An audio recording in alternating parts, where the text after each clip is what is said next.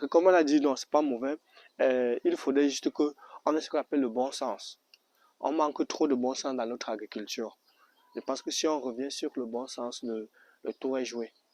Ça sera aussi simple que cela, on pourra donc développer.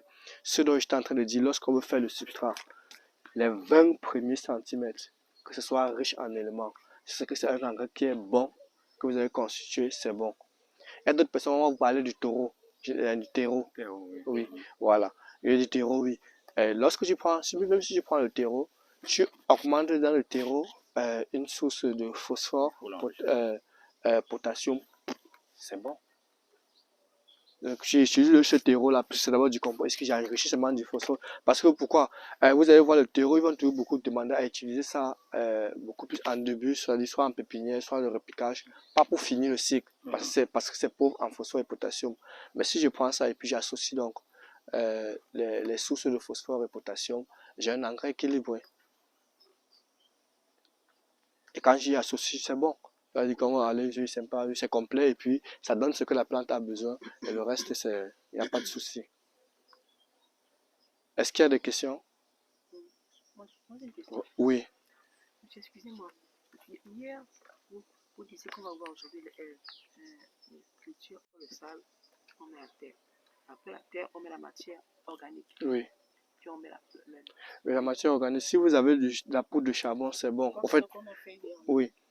Si vous avez la poudre de charbon, c'est bon parce que la poudre de charbon, ça va créer une obscurité qui permettra à ce que les micro-organismes se développent aussi bien et ça a une santé du sol. Si vous avez, là c'est optionnel. Et puis maintenant, si vous avez la fibre de coco ou bien le copeau, vous mettez maintenant juste en dessous pour maintenir l'humidité. Oui, attendez, pas fini la question. Non, on met les graines, par exemple, de carottes, on les met à quel moment? À la fin, avant de mettre le copeau. Donc avant la matière organique. Après la matière organique. Après le charbon, on met les carottes. Oui. Et puis on laisse. Oui, après le charbon, on met les carottes et puis on peut laisser. Okay. Quand ça commence à lever même, à ce moment, vous pouvez venir mettre le copeau, la fibre de copeau pour couvrir ce qui a déjà levé. Les fibres là. Non, copeau, vous avez le copeau ici là. Le copeau chaque chéru. La poudre là. La sciure de bois. Oui, c'est ça. Okay. C'est ça qu'il parle. J'aime ça aussi. Je mets la terre là-bas, c'est pas mauvais. C'est pas mauvais, c'est pas stupide. C'est dans la terre là-bas. Oui. Oui. Par rapport à sa question, oui.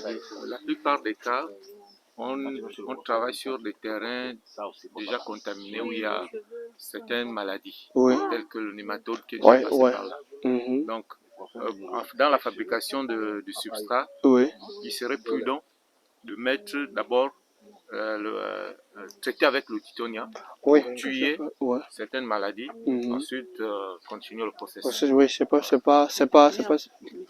Moi, je suis direct, hein. Moi, je veux commencer la semaine prochaine en hors-sol. Bon, alors, mais pour l'instant, je n'ai pas le titonia. Je fais comment? Il y a le titonia chez nous. Maman, faites la commande. Ok. Les feuilles sont à vrac. Ok, c'est bon. Elle a posé la même question. Mais on a dit c'est au niveau d'où? Au fond, le bas, on commence d'abord au bas.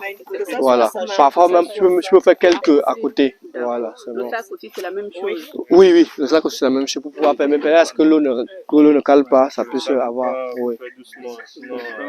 Dès que j'ai combien de temps je peux conserver ma plante quand j'ai des clémentines là?